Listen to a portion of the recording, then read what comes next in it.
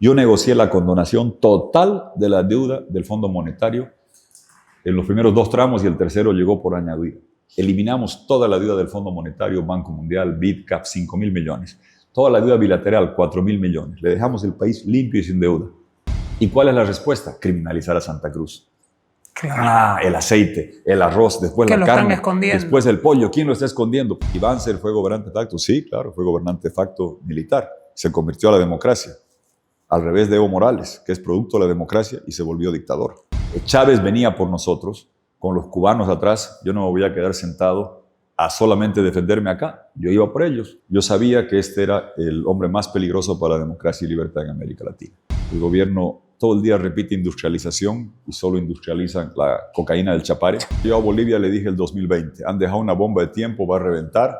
Si no inyectamos un programa de salvataje de balance de pagos de 7.000 millones de dólares para traer los dólares, construir un puente de estabilidad, reprogramar deuda, esto va a reventar. Dicho y hecho, reventó.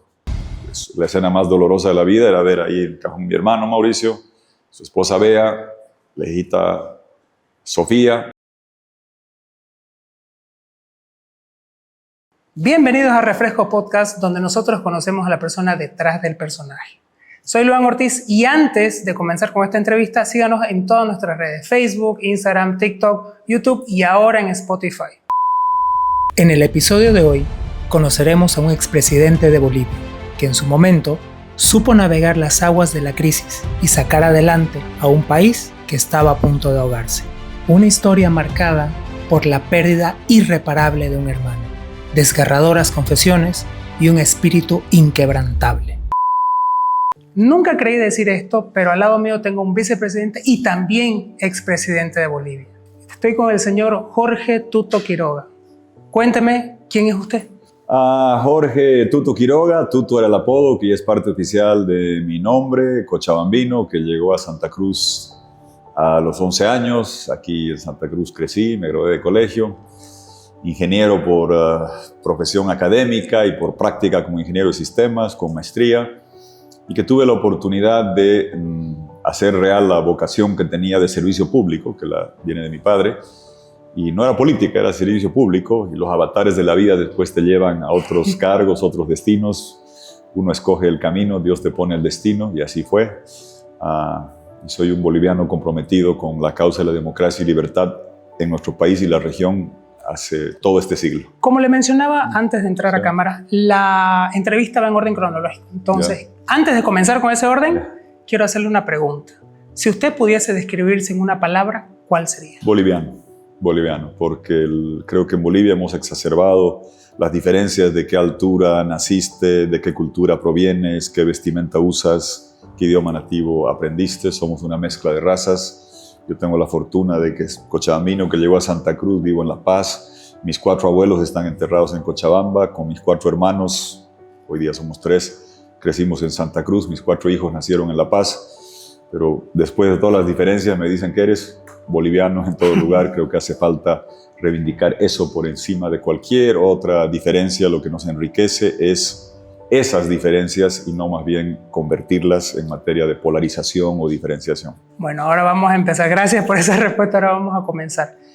¿Cuáles son los recuerdos que usted tiene de su infancia y de haber nacido en una familia en la que lleva la política en la sangre? A ver, yo creo, no sé si la familia llevaba la política en la sangre. Mi papá, Jorge Quiroga Luizaga, Tuto, de ahí viene el apodo, era ingeniero civil. Mis memorias de infancia eran crecer en el lindo valle cochabambino, con una familia muy unida. Mi papá, un ingeniero dedicado a trabajar en ENDE, en una empresa que quizás porque no estaba en La Paz, tenía buenos servidores, buenos profesionales. Un legendario boliviano, Roberto Capriles, que la volvió en una empresa de servicios eléctricos paradigmática.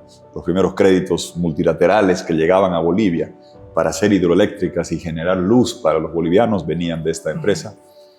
Y mis memorias eran en la infancia en un valle lindo, con la familia creciendo, con los amigos, fanático y devoto de Wilstermann, en diferentes colegios, y mi papá ingeniero que iba a hacer estas hidroeléctricas a veces 25 días al mes. Estaba en el campamento, pero volvía con su casco realizado, y de ahí me viene, no era vocación política, era de servicio, de ingeniero que quería hacer servicio. Y de ahí me venía lo de ingeniero, ¿no? Hoy día se pasa el tiempo, Luan y la gente, ¿no? Los compañeros de curso de La Salle dicen, yo sabía siempre que Tuto quería ser presidente. Cuento, mentira. Yo quería ser futbolista, la verdad, de chico, y quería jugar en River como Beto Alonso, pero quería ser ingeniero, era más matemático, y mi infancia transcurre ahí en Cochabamba.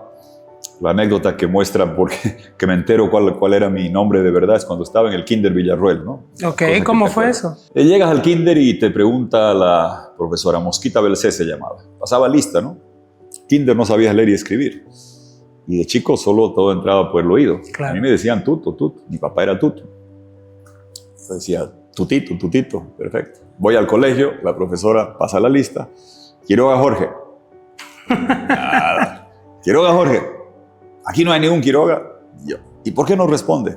Porque no me llamo Jorge, me llamo Tuto. No seas tonto, ¿cómo te no seas bruto? Vaya a averiguar qué se llama. Yo voy a la casa y qué es lo que me llamo. Y claro, no, tu nombre es Jorge, tu papá es Tuto. Claro, y el apodo del papá, mi papá también es Jorge. Él es huérfano desde sus 5 años. La figura paternal que queda era el mejor amigo del que hubiera sido mi abuelo, que nunca conocí, de Mariano Quiroga. Su mejor amigo era Arturo, tío Tuto. Entonces era la figura paternal, y su día de felicidad era cuando este tío, el amigo de mi abuelo fallecido, venía a visitar a este niño que era mi padre, tío Tuto, y a él le quedó el apodo. La explicación de él es más difícil, la mía es más fácil. Hijo mayor, Tuto, ya pan se volvió. Y como Quiroga Jorge es bastante común, Tuto es como diferenciador, y toda la vida en el colegio me decían eso. Y después ya cuando tenía que poner mi nombre en la papeleta electoral, te das cuenta que cuando tú preguntas en un sondeo o en la calle quién es Jorge Quiroga, hay un nivel de conocimiento. Tuto Quiroga era otro, entonces me acuerdo que don Evo Morales gritó mucho, porque fui al juzgado, hice el trámite, Jorge de mi papá no lo podía quitar, Fernando de un abuelo icónico, Fernando Ramírez Velarde, un novelista que murió joven. Nos pusieron Fernando a varios, mi hermano Luis Fernando, mi otro primo Jaime Fernando, el otro Fernando por doquier, esperando que alguien salga como este abuelo, inteligente, escritor, brillante, y hasta ahora hay algunos de la nueva generación creo que vienen. Entonces, claro, no podía quitar eso. Entonces, mi nombre ahora es Jorge Fernando Tuto Quiroga Ramírez, lo que significa que cuando llegas al aeropuerto de Seúl, Corea del Sur, o Tokio, Japón, miran tu pasaporte y se quedan locos. Me dicen, ¿qué se llama usted? What's your name? No, me imagino. Se vuelve, pero Tuto es parte legal de mi nombre, lo llevo con orgullo porque me lo dio mi padre, que es el Tuto Quiroga original y al que busco en los espejos todos los días. Mencionaba que usted tiene unas memorias bastante lúcidas de la época en que su papá llegaba de trabajar con casco y demás.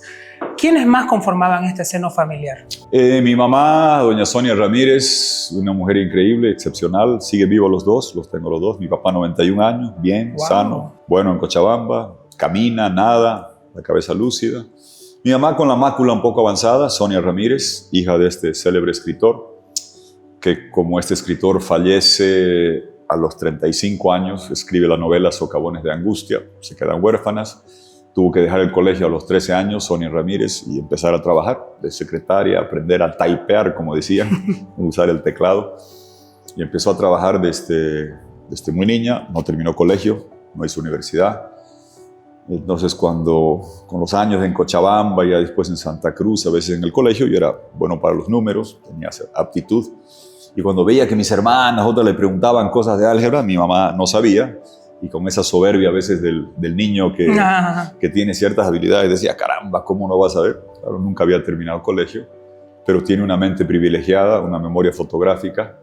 Y cuando ya vivíamos después en Santa Cruz, se dedicó a jugar el bridge, se jugó con las cartas. Y ella repartía las 52 cartas, tac, tac, miraba y sabía dónde estaban las 52 cartas. Memoria fotográfica, una mente excepcional, que nunca terminó colegio, que es parte de el drama que sucede. Imagínate un potencial de ese calibre que no lo puedas formar académicamente, y lo que significaba, pero se reivindica intelectualmente a través del bridge y llegó a ser campeona sudamericana de bridge.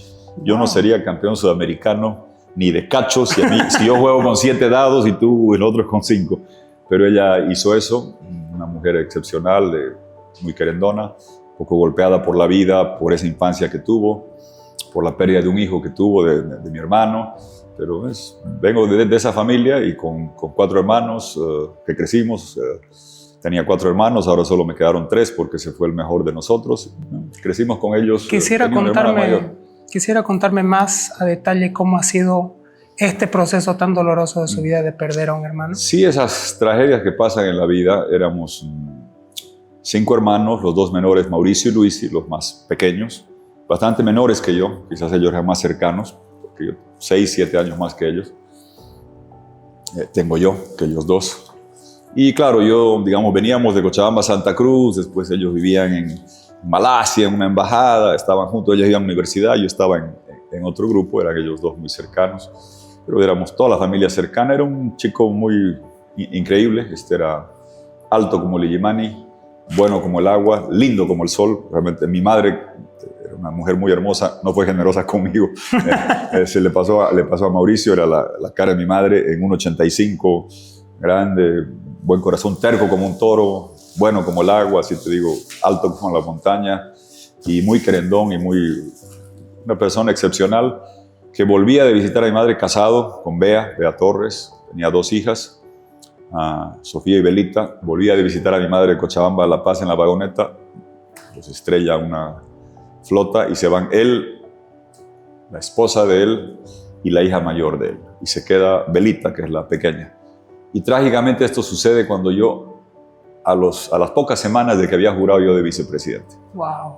Lo cual, un dolor que ya es el peor que existe en la vida. No hay un dolor como una madre enterrar a un hijo. Padre también, pero la madre es diferente porque salió de su regazo. Se supone que el hijo entierra a la madre, no el producto de su regazo, verlo en un féretro. Entonces fue muy, muy doloroso y muy noticioso. Porque yo era vicepresidente, entonces salió, yo recuerdo que fue un choque brutal, entonces yo hablaba con los periodistas, no había redes, hablaba con los periodistas que no saquen las imágenes, que no se vea eso, por el dolor de la familia de mi excuñada y demás. Pero como siempre pasa, algún periodista sacó la foto de las vagonetas, las otras teníamos que apagar la televisión porque fue un choque brutal. Y pues, la escena más dolorosa de la vida era ver ahí el cajón mi hermano Mauricio, su esposa Bea, la hijita Sofía, ahí, y sobrevive el milagro de Dios que sobrevive Isabelita, Vela le decimos. 1 año y medio, tenía la cabeza llena de vidrios, por milagro de Dios sobrevive, y casi que nos salva porque nos aferramos a ella. Porque era como, imagínate si ella más se hubiera ido. Y la operación fue 8 horas, y corte de aquí a aquí, le tenían que abrir, pero como que a las 5 de la mañana va a sobrevivir. Y era un poquito como que la bendición de Dios que nos dejó, y entre mis 4 hijos y toda la generación que tenemos de los hijos, de los hermanos, claramente esta es la más especial, ella, Isabelita Quiroga, recién se casó, y es lo que nos quedó del hermano que se fue. Fue una experiencia dolorosa y para los padres también, y eso a veces en estos avatares, cuando uno lo enjuician y lo persiguen, yo sé que le causa un dolor a mi madre, porque ella dice, ya enterré un hijo, no quiero que encierren a otro, o encierren o maltraten.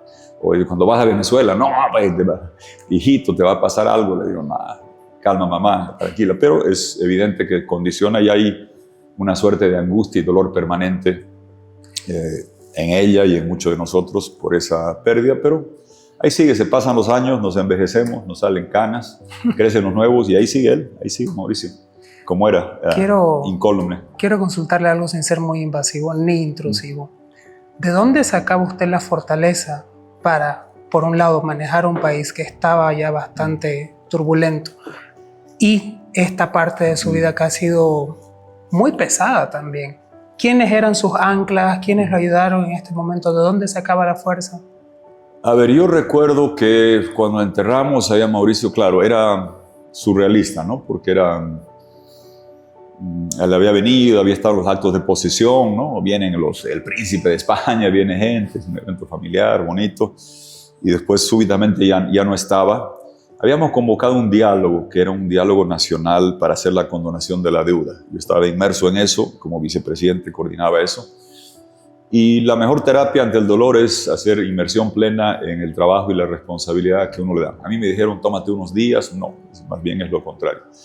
Mi madre se tomó un tiempo, mi papá también estuvo muy golpeado, todos los hermanos, y mi madre también encontró con la terapia. Se dedicó a ir en Cochabamba a la Dirección de Acción Social y trabajar 12 horas dejar un helado de bridge y dedicarse. Eso es la mejor terapia, es buscar que la cabeza no esté martillada por el dolor, sino más bien dedicada a otro, y que el paso del tiempo y el goteo del tiempo se vaya disminuyendo un dolor que siempre queda ahí. Pero creo que lo que hizo mi madre también me sirvió. Yo hice inmersión plena y me dediqué, redoblaba el trabajo y el esfuerzo.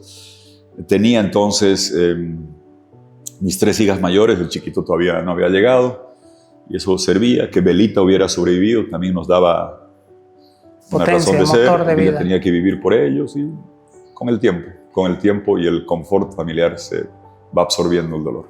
¿Hubo algo que quizás no le haya dicho en vida que le gustaría compartir el día de hoy? Uy, seguramente muchas cosas que quisiera decirles, seguramente muchas cosas que...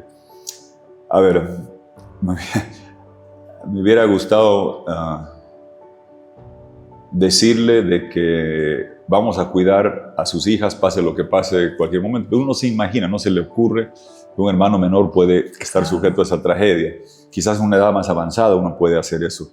Mi padre, el apodo de Tuto le venía porque este tío Tuto, a don Mariano Quiroga, mi abuelo, le decía: si algo nos pasa, el otro cuida el hijo de uno, digamos. Nunca se me ocurrió que hubiera sido necesario, me hubiera gustado decir eso, pero gracias a Dios, con el tiempo creo que él y ella, ve a su mamá, estarían orgullosos de la hija que quedó. Totalmente. Ya estaría tranquilo. Y lo que uno aprende a veces en la vida es que todo el tiempo que tiene con la familia vale oro, porque después se pasa y no vuelve y uno no controla las circunstancias. Perfecto. Y hay que agradecer a Dios por el tiempo que uno tuvo, y como nunca saben cuándo ese tiempo fenece, mejor es aprovecharlo al máximo mientras los tengamos. Y ahora, gracias a Dios, quizá la compensación divina es que el hermano que se fue temprano, aquí mis padres siguen vivos, 86 años, doña Sonia, bien, la mácula, no ve muy bien, su memoria fotográfica visual se volvió auditiva, peligroso para los nietos.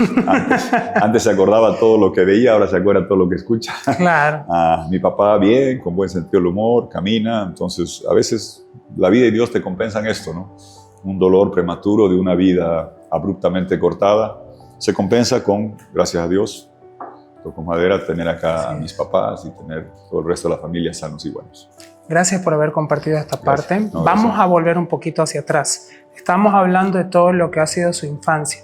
Quiero consultarle cómo han sido los roles tanto de su papá y de su mamá para usted. ¿Qué roles han jugado ellos en su vida? Mi papá, el ingeniero estricto, alguna gente diría malhumorado, de carácter fuerte, era hijo único de una madre viuda, entonces Claro. como que no tenía que compartir con otros hermanos. Mi abuela Aurora, que el centro de su vida era Tito Quiroga, aunque la vida no era fácil, él se fue a estudiar a Estados Unidos ingeniería. Eran tiempos más duros, hubo reforma agraria, se perdieron las tierras y él tuvo que trabajar y tardó 6 años en terminar la universidad, trabajando en hoteles, limpiando en cocinas para poder terminar la universidad. Un ejemplo de persistencia y perseverancia. Imagínate, hoy día todo está en Facebook. Cualquier persona que estudie en Chile, en Brasil, Claro. viene, va bien, estás con Skype, estás por Telegram, por WhatsApp Video, Google Meets, hablas de cualquier forma.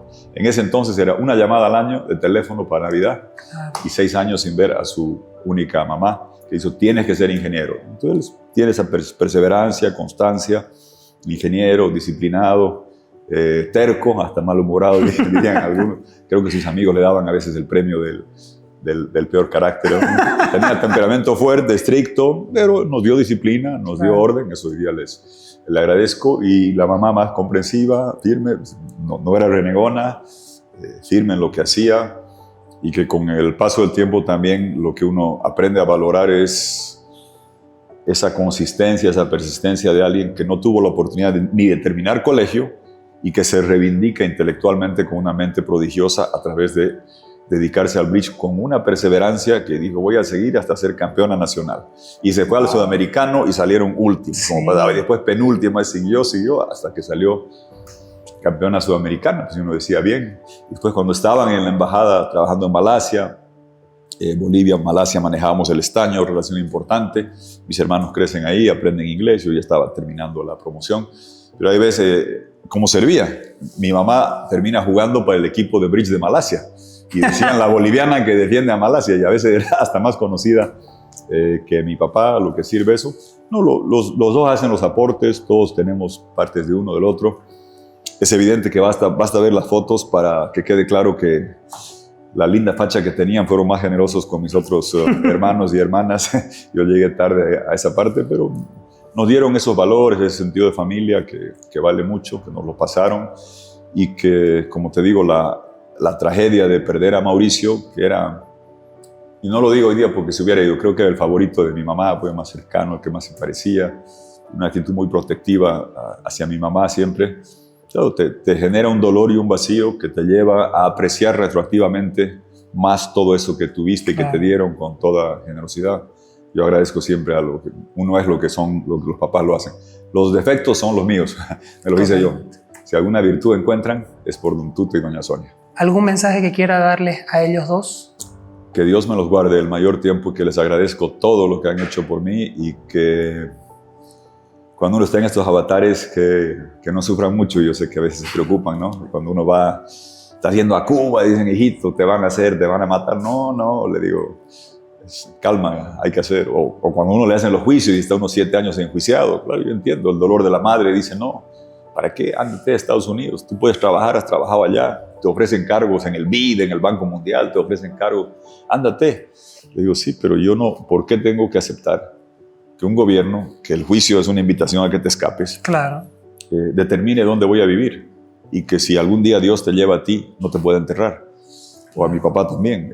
De aquí soy, le digo, de aquí aprendí a decir, aquí estoy, aquí me quedo, y aquí me encierran cuando el más disponga, o aquí me entierran cuando Dios tenga bien decidirlo hacerlo. Claro, eso era mi posición, pero claro, a veces uno entiende, la madre, el padre, que preferiría que estés tranquilo, lejos, pero esa es la receta de los gobiernos autoritarios, que aceptes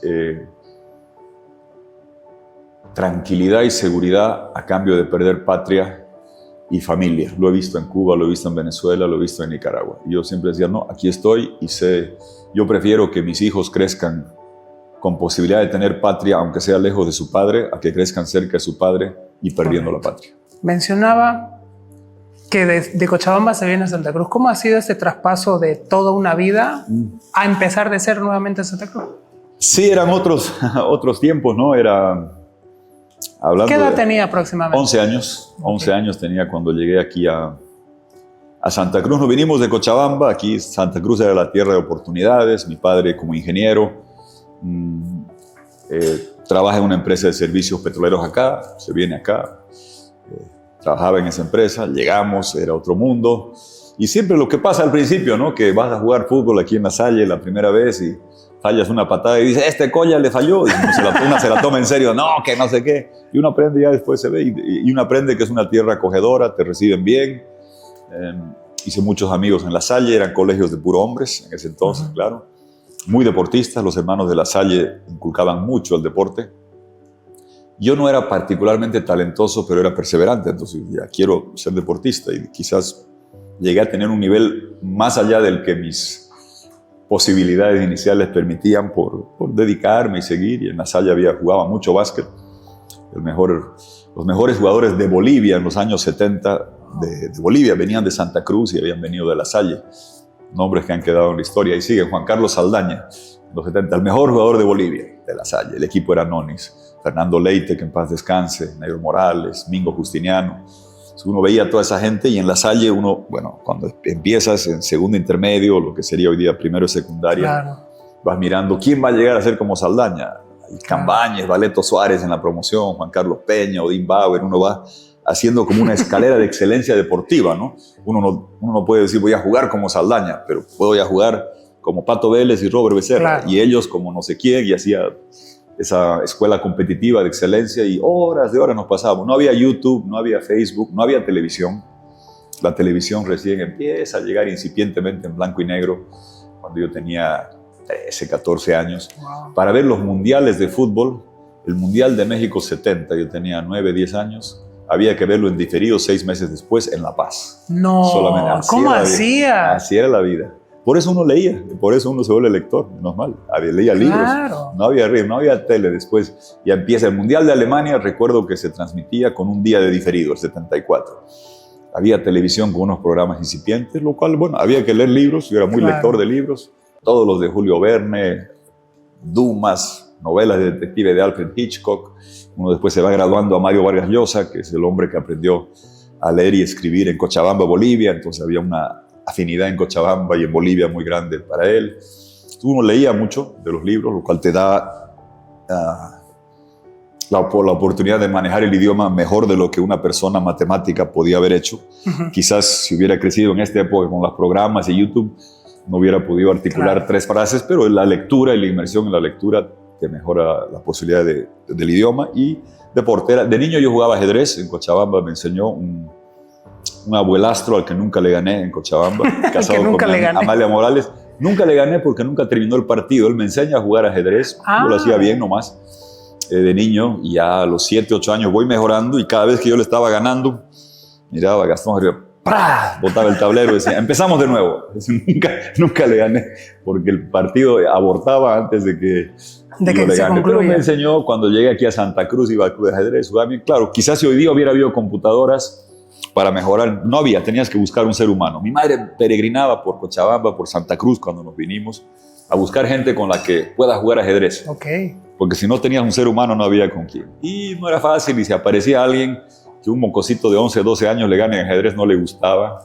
Y además ya llegas al colegio, te das cuenta que a las chicas no les gustan mucho los ajedrecistas, prefieren los deportistas, y digo, no, mejor va a ir por el lado del básquet. Me retiré del ajedrez aquí en Santa Cruz como a los 13 años. Me acuerdo, Bobby Fischer, seguramente de los mejores ajedrecistas, no había tele. Tenías que ir a una agencia de periódicos de estas de servicio de noticias. Cuando Fischer, que es el primero que le gana a los rusos, a Spassky, y recibías toda la partida ahí cerca de donde vivían los Vélez Ocampo, aquí por el centro.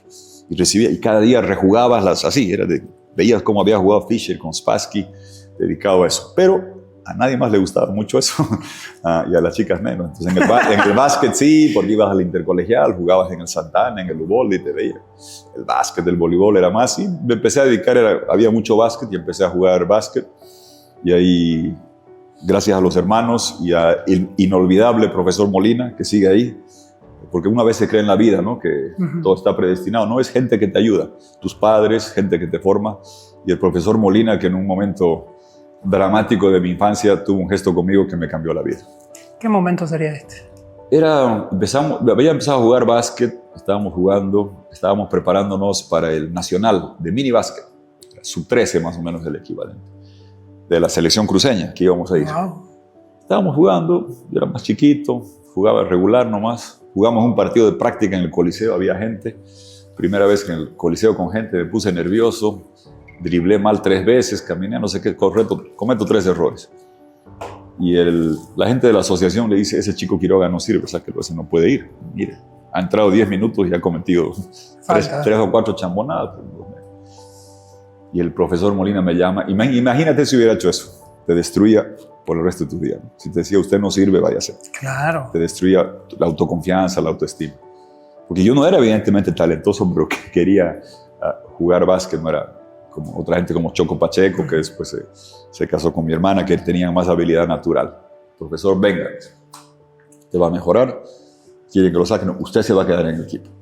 Wow. Me decía, no afloje, Tuto, no afloje. Usted va a mejorar, siga, no sé qué. Vino Ronald Solís, Pajarito Solís, le agradezco. Se dedicaba todas las tardes 2 horas conmigo para que esta movida, este dribbling, lo mejores, así, hasta que mejore. Y me dejó en el equipo y me llevó a Tarija. Y la primera vez que fuimos a un campeonato nacional, en bus, en flota, en ferrocarril, toda una aventura llegar a Tarija. Y llegamos ya, me estabilicé en el juego, lo hacía mejor. Jugamos la final con los tarijeños, nos ganaron la final allá en Tarija, pero yo metí como 13 puntos, 15 puntos. Estaba una noche medio inspirada y de ahí ya salí. Y después llegué y jugué en La Salle. Imagínate, había un entrenador, Mario Vázquez, legendario entrenador de básquet en Santa Cruz. El año de la promo en La Salle era determinante porque llegaba don Mario Vázquez a avisar si se llevaba un jugador a Nonis. Entonces, para que nos imaginemos, ¿no? Estás en Santa Cruz, tienes 12 años, miras a los de Nonis en el Coliseo, los aplaudes, tienes 13, 14, y ves que los muchachos de colegio, los mejores de la promo, pueden entrar a jugar a Nonis. Mario Vázquez llega el año de la promo, no sabíamos si iba a llevar uno, si llevaba uno yo estaba embromado porque Choco Pacheco jugaba mejor que yo. Claro. Y yo rogaba, ya había mejorado bastante y yo dije, si son 2 puedo ser. Y llega Mario Vázquez, estabas 3 días sin dormir pensando qué dirá. Llega y dice, este año en Nonis tengo 2 espacios para chicos de la promo, Pacheco y Quiroga. ¿Qué pensó en ese momento? ¿Qué dijo? No era la felicidad. Imagínate como que a un chico de 17 le diga vas a jugar con Messi en Barcelona, algo así, porque Saldaña, Leite, no había televisión, era incipiente, era como con la gente que habías estado en la gradería aplaudiendo, estás en el camarín, claro, eran buenos, jugabas 3 minutos, 5 minutos. Claro, en el intercolegial le dábamos tunda a todos, claro. Pero con Nonis, en primera división, jugabas 3, 5 minutos, pero estabas en el camarín ya con la gente ahí. que idolatrabas, te cambiabas con ellos, te enseñaba, aprendías. Ese año jugamos ahí y claro, por eso yo siempre le agradezco al profesor Molina, porque esto no es tema del básquet, es tema de la vida. Si él a este chico de 12 años lo saca del equipo de Santa Cruz, le destroza la autoestima, nunca más te pones de pie. Pero cuando te dicen no afloje, y sigues, y 5 años después eres uno de los 2 de la promo que está entrando a jugar en Nonis con los ídolos, era como una fantasía, pues todavía recuerdo así, todo difuminado en la mente, entrar al camarín, estar sentado al lado de Saldaña, de Leite, y lo que es la vida, ¿no? Ahí esto pasa, estaba en la feria caminando una vez, parece un tipo... Juan Carlos Saldaña era el mejor jugador de Bolivia, saltaba y la clavaba, era el único en Bolivia en ese entonces. Estaba caminando en la feria y Saldaña, bastante alto, llega con 2 chicos altos en la feria, con gorro, Tuto, me dice. Juan Carlos Saldaña, con sus hijos. Me saluda, claro, este era nuestro ídolo en básquet. Y los chicos se vienen y empiezan a pedir fotos. Y yo digo, ¿por qué me piden fotos a mí? Deberían pedirle fotos a su papá, que es el mejor jugador de Bolivia. Pero si ves, no había YouTube, no había nada. Es decir, algunas fotos en la hemeroteca del deber deben quedar de gente que eran otras épocas. Pero eso te enseña competitividad en la vida y perseverancia, porque básquet hoy día lo veo el aro con telescopio y pienso, ¿y cómo era que antes saltabas y casi lo podías arañar? Ahora claro. Ya la ley de la gravedad se apoderó de uno solo trotar. Pero te enseña eso, la perseverancia, la consistencia y el no aflojar, y el profesor Molina me dio esa buena lección. Gaucho Vázquez nos abrió las puertas. Los hermanos de La Salle, cuando decían va Nonis, te llevaban arriba donde ellos vivían, te daban la polera de Nonis, el short azul con tira blanca y roja. Me puse a dormir con ese uniforme esa noche. Voy a tener el uniforme de Nonis, era como sumo, llegar a lo mejor. Pero lecciones de vida que te enseña el deporte y te enseña gente que de repente no sabían, pero a un niño y a un muchacho joven tienen actitudes que te cambian la vida y te ayudan para siempre. Como una persona que ha vivido tanto en Santa Cruz como en Cochabamba, ¿qué significan estas ciudades para usted? Bueno, Cochabamba, la tierra de la familia, donde están hoy ahí mis padres, donde vas, es como el punto nodal familiar. Siempre ha sido Cochabamba, siempre va a seguir siendo. Pero no cabe duda que en la fase de la vida, la pubertad es lo determinante.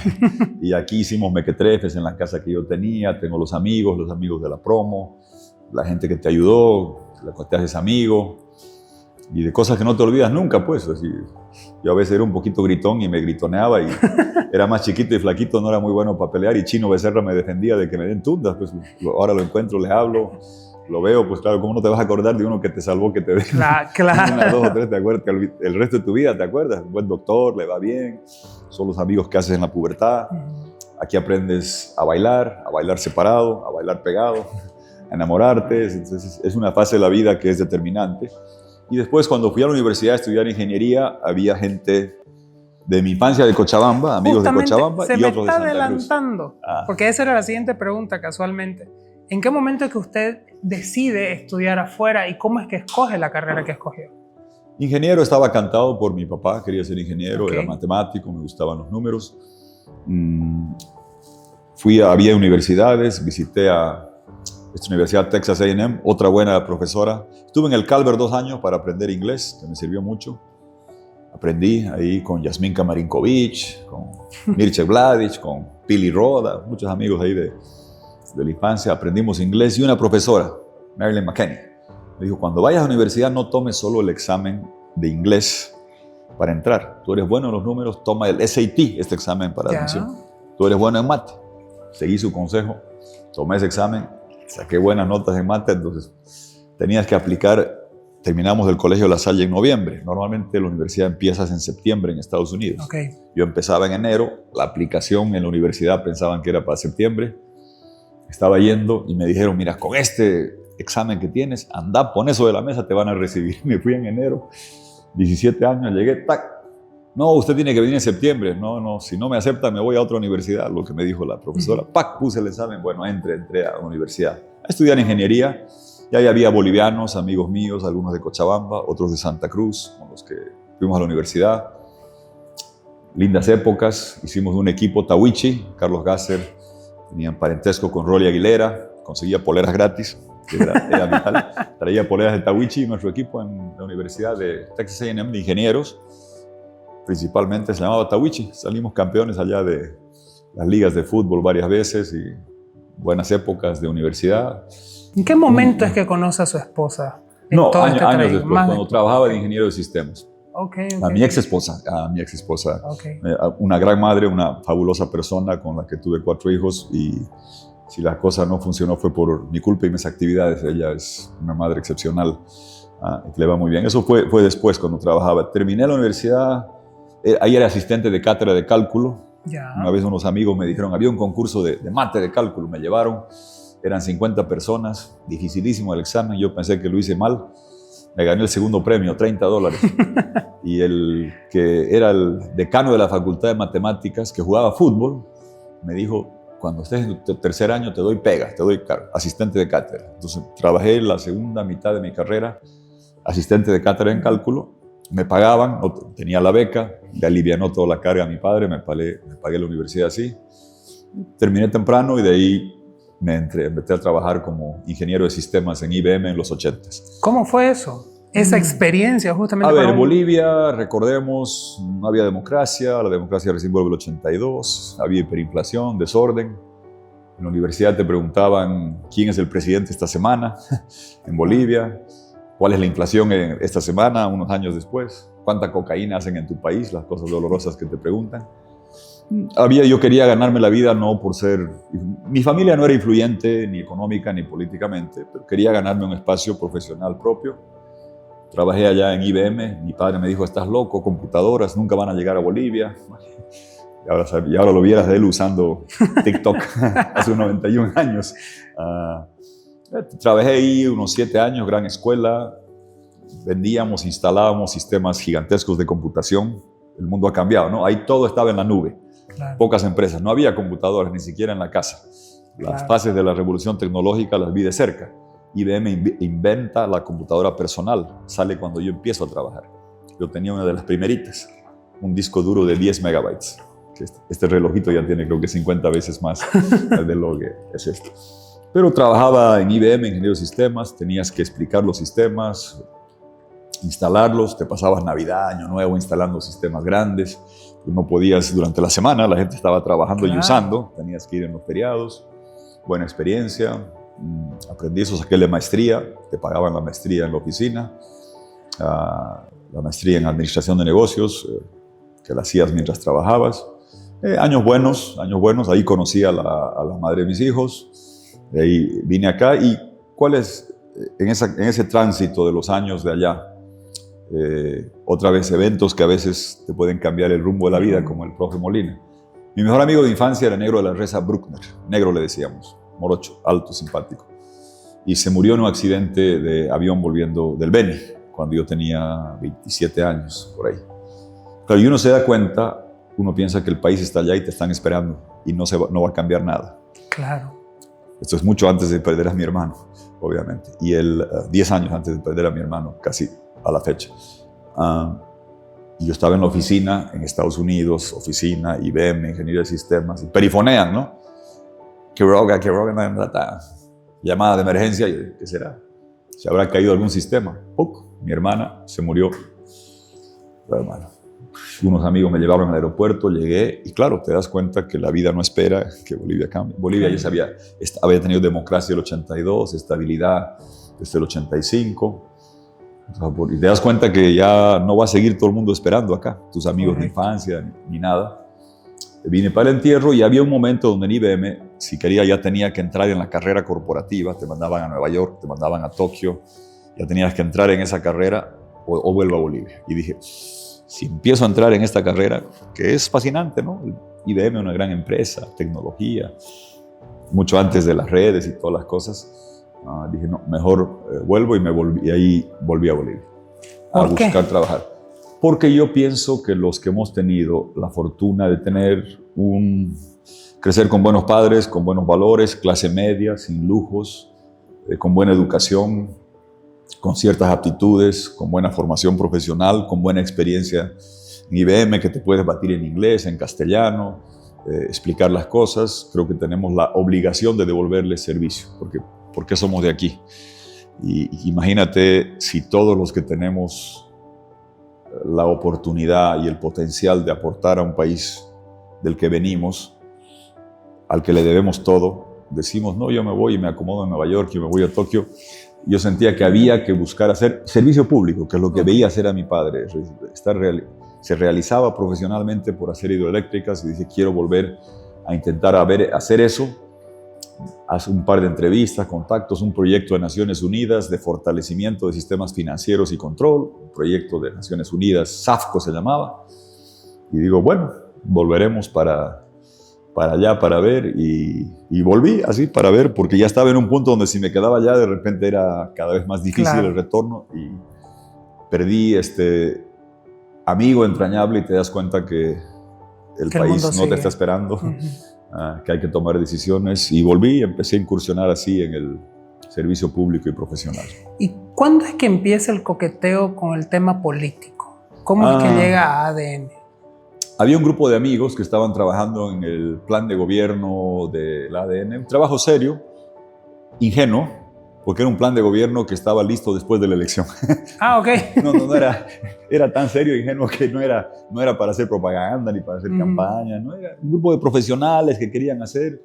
Yo estaba trabajando en este proyecto, tenía acceso a mucha información del sector público, de fortalecimiento, y Charlie Turralde, que en paz descanse, un hombre que él conocía, nos invitaba a un grupo de jóvenes, veinteañeros, a hacer aportes y pensábamos, sí, para cambiar el país hay que hacer esto en la aduana, esto en educación, esto en salud, presupuesto. Y como te digo, era tan ingenuo que estaba listo el tema del programa de gobierno un mes después de la elección.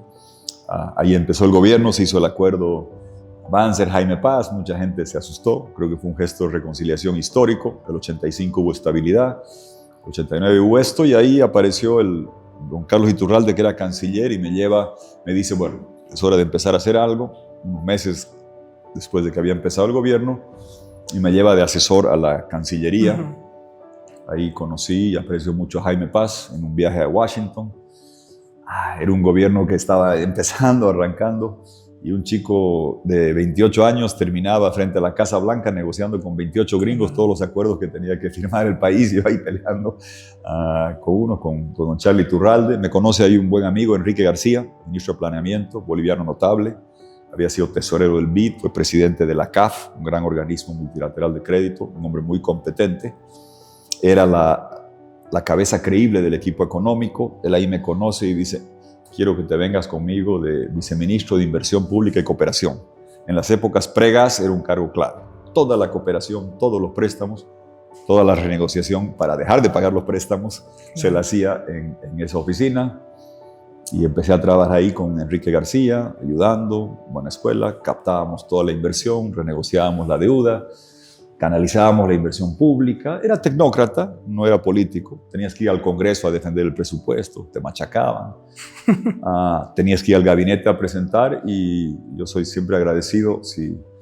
Don Jaime Paz seguramente dista de ser perfecto, pero ni aunque me tortures en Guantánamo hablaría mal de él, porque no hay que pensar en la vida que uno es predestinado. Alguien te abre la puerta. Don Enrique García me abrió la puerta. Y Jaime Paz me conoció en el gabinete y dijo, este chico bueno, imagínate el atrevimiento. El año 92, Jaime Paz, decían que pensando a futuro, para las próximas elecciones, decide poner gente joven en el gabinete. Carlos Aponte, Osvaldo Antesana, Fernando, unos cuarentones y treintañeros más o menos. Claro, lo miro un poquito más exagerado. Yo tenía 31 años y parecía 20. Y ministro de Hacienda. Es decir, en el Congreso se me hacían la burla. ¿Tiene certificado de la Dirección del Menor para venir al Congreso? Me decían, no, que sí, que no, era Pero es una gran escuela y ahí es evidente que ya sales del campo puramente técnico a un campo donde, me acuerdo, ministro, tiene que ir a hacer entrevista, no, que vayan los políticos. No. El ministro tiene que ir a explicar el presupuesto a la televisión. Ahí lo conozco a don Carlos Mesa, por ejemplo, el gran periodista de Bolivia, tenía que ir a su programa, o Mario Rueda Peña, que hacía otro programa. Ahí empiezas a salir en televisión, a hacer un poquito de la parte más quizás política, ¿no? Pero yo entré por esa vía, por la vía técnica y de servicio público. ¿Cómo es que nace este binomio Banzer-Tuto? Yo había hecho algún trabajo en la defensa económica, técnica del 93, porque había sido ministro. Sánchez de Lozada tenía propuestas como la Enron en el gasoducto que yo discrepaba. Yo estaba trabajando ahí en el Banco Mercantil, la única vez que trabajé en el banco ahí, tenía una pequeña participación accionaria que vendí hace mucho tiempo, porque ya escogí otro ritmo de vida, no creo que se pueda completar. Por lo menos yo no creo que es bueno mezclar. Trabajaba en el Banco Mercantil, estaba allí haciendo temas financieros y demás, y ayudaba a amigos que tenía que trabajaban de ADN del MIR, que había conocido, a hacer oposición, había los narcovínculos y demás, y a veces salía en televisión un poco ingenuo. Yo pensaba, la prensa económica... ¿Por qué ingenuo? Porque la prensa económica me buscaba para que diga qué pensaba del contrato de la Enron. Y yo decía, es un tongo, un contrato a dedo con 18% de rentabilidad garantizada, sin riesgo, y criticaba eso con argumentos. Y la prensa económica, como había sido ministro, me hacía entrevistas y yo pensaba que estaba dando un criterio técnico. Pero a veces a los gobiernos lo que más les duele es una crítica técnica sustentada de una persona con credibilidad. Entonces, desde aquí que yo a los 34, 35 años, la primera vez que me anuncian un juicio de responsabilidades para taparme la boca era del gobierno ahí, que me montan un juicio para... Claro, ingenuo en el sentido de, tú pensabas que la crítica era técnica y yo no estoy metido en política, yo estaba en el banco. Claro. Y empiezan a hacer el juicio. Recuerdo a don Mario Rueda Peña, gran político, figura legendaria, me dice, mira, a ti te quieren tapar la boca. Tú tienes que explicar, esto es una patraña por esto, pero me están enjuiciando porque quieren taparme la boca porque estoy denunciando esto.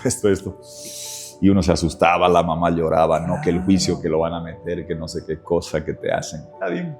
Y empiezo a salir a defenderme ya más por la vía más política, de decir, claro, me estaban persiguiendo y quizás eso me mete al campo político, el tener... Porque la otra era callarte y nunca más hablar. Claro, y esconderse y no me dice, decir nada. Te callas, te entregas y cállate para siempre y dedícate a ser banquero o andate a un organismo.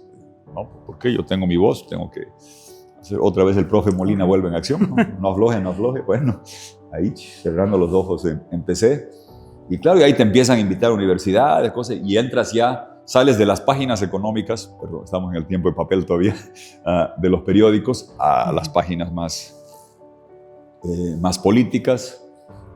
Entonces ya del técnico que adquiere un cierto perfil político, joven, y ahí me ofrecen ser parte del binomio con don Hugo Banzer el 97, que tuve el honor de acompañarlo, y entramos de selección. Yo recorrí universidades, era joven, hacía toda la parte económica, y el resto ya es historia, vicepresidente. ¿Cómo? Justamente eso lo quería consultar. ¿Cómo ha sido su relación con el expresidente Hugo Banzer Suárez? Muy buena, muy positiva. ¿Cómo era él? ¿Cómo se manejaba? Era un líder claro, decisivo de la historia. Claro, siempre van a decir que fue gobernante de facto, claro que sí. Era en otras épocas, del 64 al 82, con algún breve interregnum ahí de Luis Adolfo Siles, no había democracia. Eran alineados con Rusia o alineados con Estados Unidos, la Guerra Fría y las batallas, y militares de un lado, militares del otro, gente... Obvio, no había democracia. Yo digo, Banzer es un hombre que se forjó en las épocas donde había estas luchas, gobernante de facto, que se convirtió a la democracia, participó en 6 elecciones, construyó la democracia.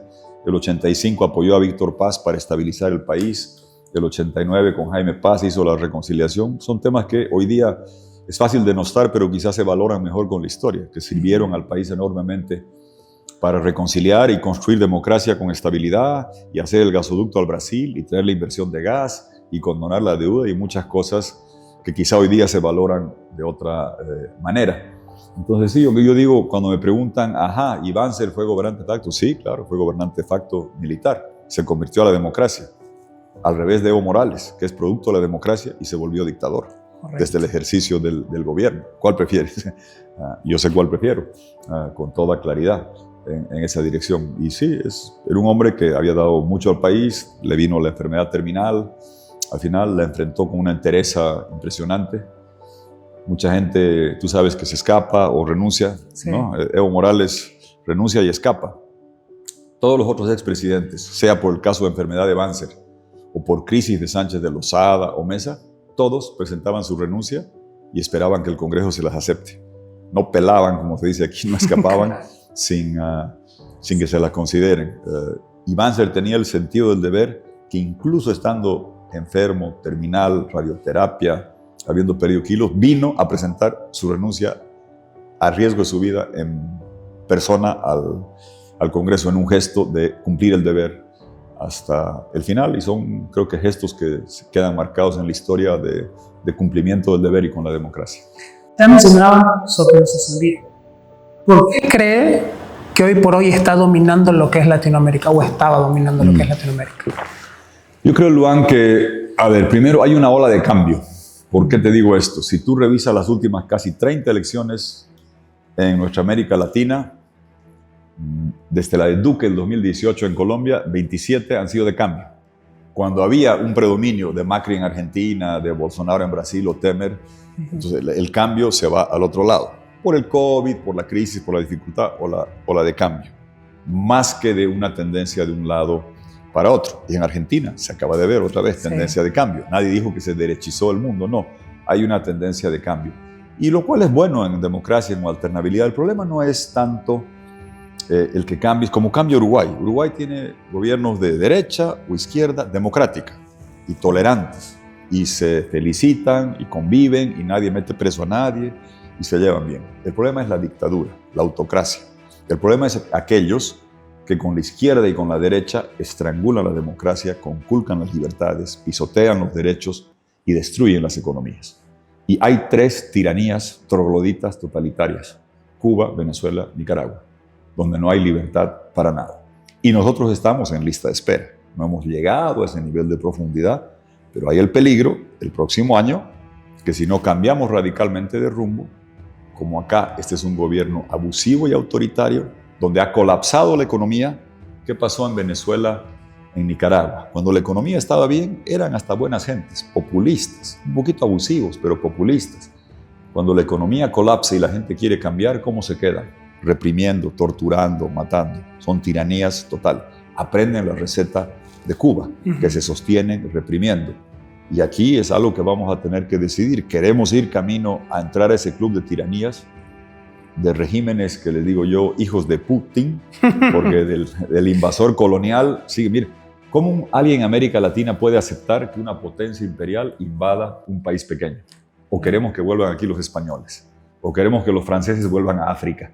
¿O los ingleses vuelvan a Malasia? ¿No? Deberíamos reflexivamente rechazar eso y, sin embargo, por esos alineamientos, todo es hola Putin, el litio. ¿Qué sabe Putin y Rusia del litio? Tanto como yo de ser astronauta. Por razones políticas, venga a hacer el litio. No. Claro. Tongo, ¿por qué estamos con Irán? Irán, yo no quiero ser Habibi de Irán, Hamas, Hezbollah son satélites terroristas beligerantes. Alguien me decía, no tiene nada que ver con Bolivia. Ajá. Y el 94 en Argentina, en la AMIA, tú no habías nacido todavía, o estabas, creo ya. Ya. ¿Ya habías nacido? Ya. No nos vendamos, pues. No tanto, no. Así 90, teníamos 3 añitos, ¿no? El 94 en Argentina ponen una bomba, matan 85 personas, 6 bolivianos. ¿Quién? Irán. Y después venía aquí a Warnes Bahidi, el ministro de Defensa de Irán, el autor intelectual de matar 85 personas, incluyendo 6 bolivianos en Buenos Aires, y lo recibían en la escuela Alba antiimperialista y no sé qué tonteras. Yo sé dónde estoy y siempre he sido claro respecto a la lucha de democracia y libertad. Porque una fase para mí, una parte que me impactó fue en el ejercicio de la vicepresidencia, y después de la presidencia yo conocí a Hugo Chávez. Y ya la ingenuidad me quedó atrás ya mucho tiempo, ya se había pasado. ¿Por qué? ¿Cómo fue esto? Porque cuando lo conocí vino, llegó al Congreso, habló 3 horas. Como dijo Leopoldo Fernández, habla mucho, dice poco, pero siempre saca aplauso. Una máquina comunicacional, con una ambición desmedida. con un talento comunicacional impresionante y una capacidad destructiva alarmante. Lo conocí, lo traté. Él siempre quería ser bolivariano, tomar los 5 países de Bolivia: Ecuador, Colombia, Perú, Venezuela, Bolivia. Ya después socialismo 21 para llegar a Paraguay, Salvador. Claro. La chequera se le llenó, se volvió más grande el proyecto. Yo sabía que este era el hombre más peligroso para la democracia y libertad en América Latina. Lo conocí, lo traté, muchos sabían lo que era. Traté de explicarle a Bolivia, me decían, y la razón por la cual me dediqué a esto es porque sabía que este proyecto venía. Okay. Y traté de advertir, 2004, 2005, viene esto, me decían, no, está exagerando, Chávez es un cantinflas, no era ningún cantinflas, los cubanos son buena gente, no. Aquí se juntó la chequera de Venezuela, el how to pay, como dirían, el cómo pagar, con el know-how, con la tecnología represiva cubana, y son el proyecto más destructivo y nocivo para la democracia y libertad en la historia de América Latina. Yo lo había conocido a este señor, sabía lo que hacían, conocía sus ambiciones. Yo tenía la responsabilidad de salir del ámbito estrictamente técnico, económico, y advertirle a mi país y a otros que esto venía y que iba a ser calamitoso. Y eso te muestra de que el decir, fui vicepresidente, fui presidente, ya, me iré. Me ofrecieron ser presidente de organismos, ser secretario de Naciones Unidas, el PNUD, ser director gerente del Banco Mundial. Lindos cargos. Y yo no nací para burócrata y menos para ser empleado de Correa, de Lula. No, ni para ser empresario, no. Yo decía, si Dios y mi país me han permitido conocer esto, saber que esto viene, tengo que advertir, tengo que trabajar, tengo que luchar. Sabiendo que la consecuencia es que ya no como el 95 que me querían tapar la boca porque hacía críticas económicas. Esta vez era para venir detrás de uno y sabía que iba a ser una lucha larga. La verdad que nunca pensé, Luan, que iba a ser tan larga.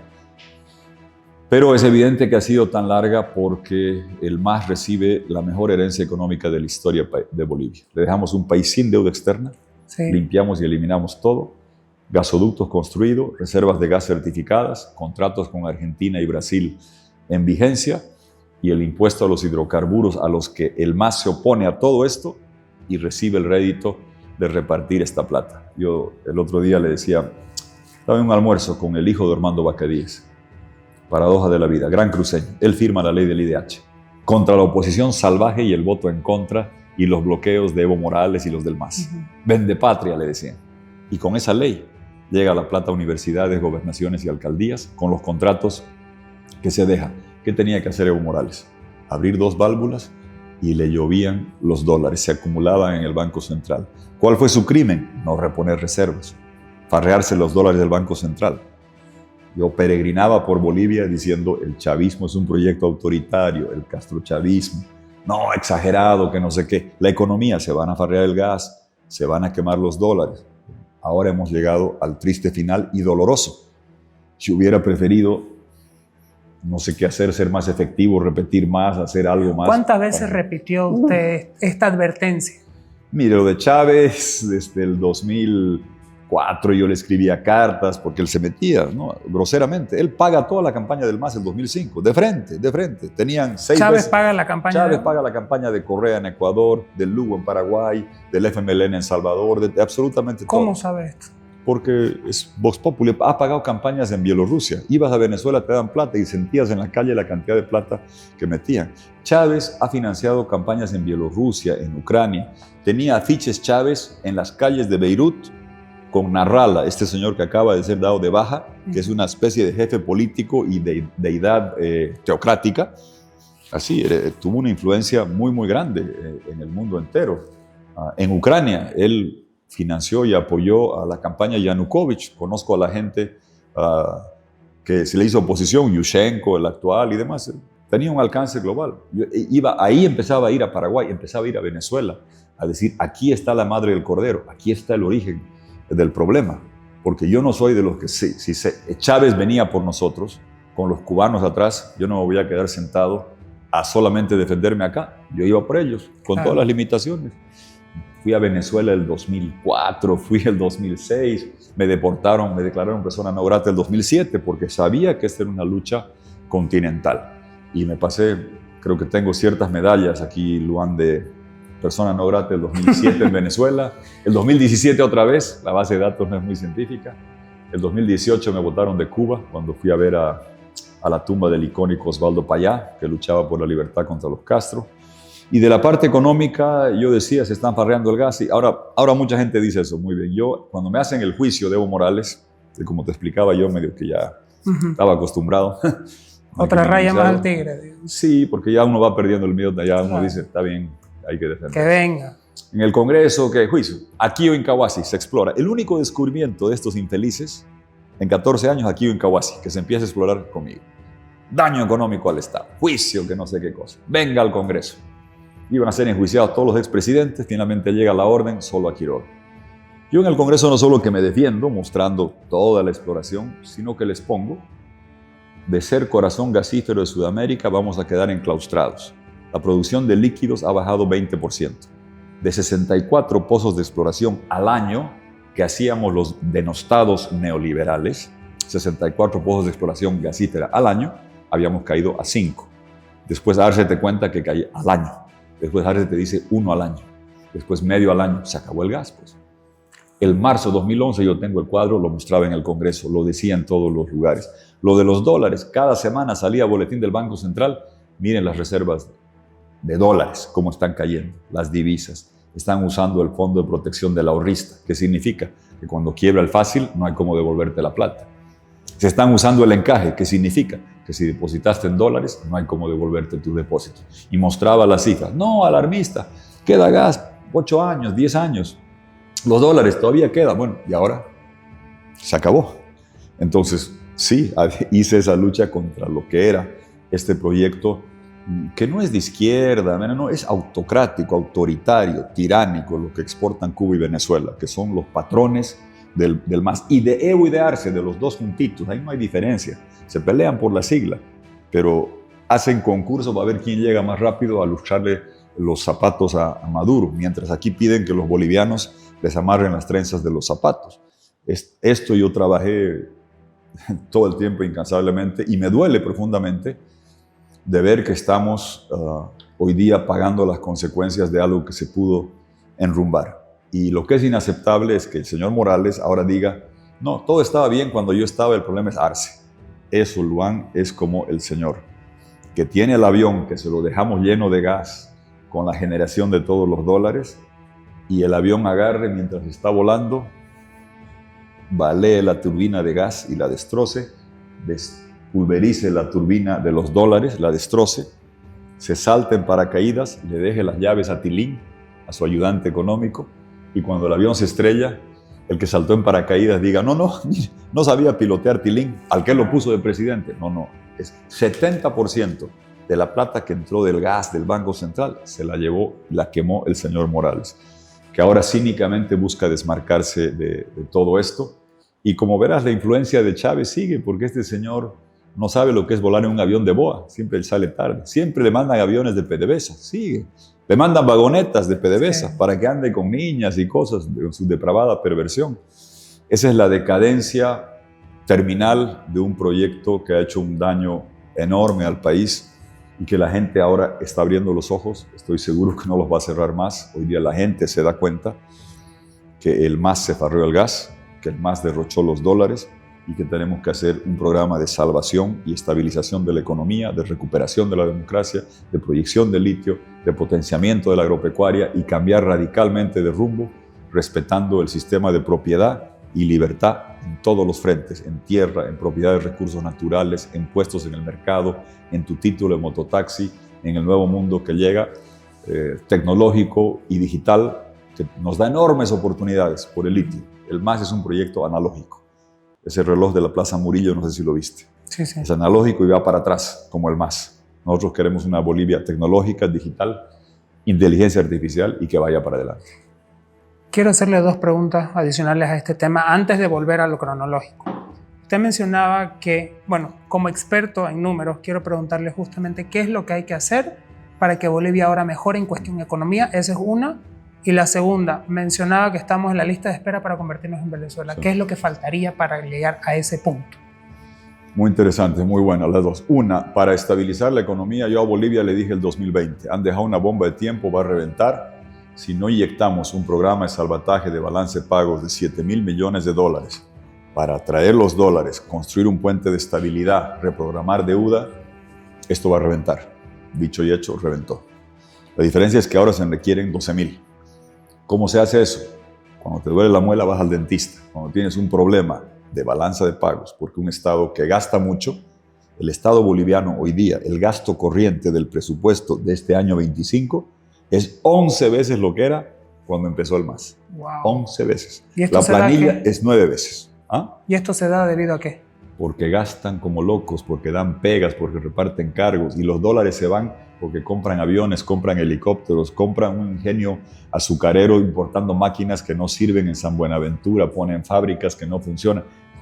Hay dos boquetes, la gastadera fiscal de lo que gasta el gobierno y el boquete de balance de pagos donde se van los dólares. Y antes, ¿cómo sostenías eso? Con la plata del gas. No repusieron reservas, se acabó el gas. Cuando se va acabando el gas, recibes menos dólares, tienes menos líquidos, tienes que importar más diésel y gasolina con menos dólares, ahí están las colas. Y dices, ¿el diésel qué tiene que ver? No hay diésel, no hay producción de soya, no hay producción de soya, no hay producción de pollo, no hay comida, alimentos. no hay nada. Y ahora, como no hay respuesta a un sector productivo como es el de Santa Cruz, ¿qué le han hecho? El daño que le han hecho. Desde noviembre de 2011 congelas el tipo de cambio. Al hacer eso es un subsidio enorme al contrabando. Y Santa Cruz ha sido afectada por el contrabando que ingresa de productos, de aceite, de todo lo que, de la parte productiva, incluso en el occidente, tomate y demás. Ahora se invirtió la cosa. Ahora Argentina está arreglando su economía. Ahora aquí el dólar en la calle ya no es 7, ya está en 11. Sí. Se invirtieron los flujos de contrabando, ahora es de salida. ¿Y cuál es la respuesta del gobierno en el presupuesto? Voy a seguir sacando miles de millones de bolivianos del Banco Central. Tú pones más dinero a circular y solo hay 2 tasas en la mesa, van a valer más las tasas, va a subir la inflación. ¿Y cuál es la respuesta? Criminalizar a Santa Cruz. Claro. El aceite, el arroz, después Que la lo carne, están escondiendo. después el pollo. ¿Quién lo está escondiendo? Pero si algo vale aquí 5 y en Argentina vale 10, va a haber gente en la economía de mercado que lo va a comprar, que lo va a llevar allá afuera y lo va a sacar. Así funciona. Y la aduana no hay. La aduana no servía para parar el contrabando cuando entraba durante 13 años y ahora no sirve para parar lo que está saliendo, porque son cómplices de todo esto. Entonces la forma de parar esto es un programa de 12,000 millones con el Fondo Monetario Internacional. El que te diga que no lo va a hacer, te está mintiendo. Y no hay estigma. El Fondo Monetario es nuestro, somos dueños, somos socios. Yo negocié la condonación total de la deuda del Fondo Monetario en los primeros 2 tramos y el tercero llegó por añadidura. Eliminamos toda la deuda del Fondo Monetario, Banco Mundial, BIDCAP, 5,000 millones. Toda la deuda bilateral, 4,000 millones. Le dejamos el país limpio y sin deuda. ¿Y cuál fue la condición? Dedicar los recursos del alivio a la pobreza, a poner maestros bilingües, a poner médicos, a poner enfermeras, a dar recursos a la pobreza rural. Si uno sabe defender, si sabe explicar las cosas y hacer lo que quiere, si hay que parar la gastadera, hay que hacer este programa, el Fondo Monetario te apoya, los organismos te apoyan, haces bonos verdes, haces reprogramación de deuda. China, yo quiero hablar con ellos. Acuerdo comercial, sí. Vengan el litio también. Pero la deuda de la novia de Evo Morales en la CAMC, que se la pague la novia. Esa claro. No se la... ¿Cómo le voy a pagar 100 centavos al dólar a China o a los tenedores de bono buitre en Nueva York? Le estás pagando 100 centavos el dólar. Y al ahorrista aquí, que tiene sus dólares en el banco, no le devuelves. Y al camionero que llevó carga, cuando le mandan dólares, se lo liquidas a 6.96 y no al tipo de cambio de la calle. O no tienes dólares para comprar diésel y gasolina. ¿Por qué le incumples y le haces default, como dicen, o el incumplimiento de pagos para el diésel, para el que depositó en el banco, a cambio de seguir honrando una parte de la deuda cara, corrupta, de corto plazo? Hay que cambiarla por un programa de deuda barata, de largo plazo, para reemplazar esta deuda. Y es evidente que cuando venga este programa te van a decir, yo no puedo ayudar a usted para que se beneficien los banqueros de Wall Street que le compraron los bonos a Arce. Tienes que recortar esa deuda, como hicimos en el pasado. Tienes que renegociarla. Ese es el programa clave que te da el puente de estabilidad para después salvar los otros sectores de la economía, resucitar el gas, traer la inversión de litio, hacer aquí las baterías, hacer de la agropecuaria una Paraguay por 2, no segunda Paraguay, una Paraguay por 2, con impuestos bajos, con tecnología, con infraestructura, entrar al mundo digital, darle, Luan, yo creo firmemente en lo que es propiedad y libertad. Estaba en el mercado abasto. ¿Por qué claman? Porque sus puestos son concesionados. Esa es la forma de extorsión, de que el Estado te diga, esto no es tuyo, es concesionado. Y yo voy a decidir en función a quién votas. Don Evo Morales tiene su cato de coca. ¿Y por qué en Santa Cruz la titulación de tierra quiere que todo sea en grupo? Para controlar, para chantajear, que sea individual. Este es mi mototaxi, esta es mi casa, esta es mi propiedad. El litio, el gas en Endentel, en un fondo mutuo. Lo pones y cada boliviano mayor de 18 años, accionista. Aquí está su acción. $1,000, $1,200, $1,500, sube. Eres agente económico activo. Te puedes prestar contra eso. Tienes propiedad, tienes libertad en tierra, en titulación. Hay que hacer una revolución propietaria para salvar la economía. Tienes que estabilizarla primero, hacer la revolución propietaria, resucitar el gas, porque si no, no va a haber gas para el litio, el hierro, el mutún, ni para las amas de casa, ni para el micrero que se convirtió a GNB. Tienes que aprovecharlo del litio, llenar el occidente de Bolivia de zonas francas donde fabriques baterías de litio. En el lugar, ese museo de Orinoca de Evo Morales, ideal para hacer un centro de inteligencia artificial, que hay algo de inteligencia, alto, frío y seco. Traemos los chips de NVIDIA, hagamos centro de inteligencia artificial. Mejor si es con el modelo de Facebook. No, yo no quiero escoger si quieres ChatGPT o Gemini. El de Facebook, que se llama Llama, bonito nombre, el animalito boliviano, es abierto. ¿Qué quiere decir eso? Que traes el sistema acá y lo adecuas, es abierto, y aquí puedes hacer un sistema de justicia, de salud digital, para que todo el gobierno sea absolutamente digital. Y como tú tienes audiencia joven, Bolivia tenemos que hacer la cripto Bolivia. Tenemos que entrar al mundo de cadenas de bloque, de hacer minería de Bitcoin, con todos los resguardos, con todas las salvaguardias, para entrar al mundo financiero que la gente joven conoce. ¿Cómo ha sido el rol de vicepresidente versus presidente? El vicepresidente tiene, además de las tareas, yo coordinaba las tareas de lucha contra el narcotráfico. Erradicamos 80% de la producción de coca del Chapare que se destinaba a la cocaína, por eso Evo Morales no me quiere. El resto es anecdótico, ¿no? Se pueden inventar todas las excusas. Esa es la realidad de la animadversión que me profesan. El vicepresidente preside el Congreso. Hicimos mucha reforma institucional. Había los mejores juristas en el Tribunal Constitucional, buena Defensoría del Pueblo, buena Corte Electoral, buena Corte Suprema. Limpiamos la aduana, las instituciones. Yo creo mucho en el mérito, el servicio público en instituciones con los más competentes. Hicimos eso. Y esa es obviamente la tarea de un vicepresidente, más allá de los temas de narcotráfico, coordinación de temas económicos. Y evidentemente de presidente había aprendido, tenía amigos que hacían el trabajo de coordinación legislativa, era un año duro.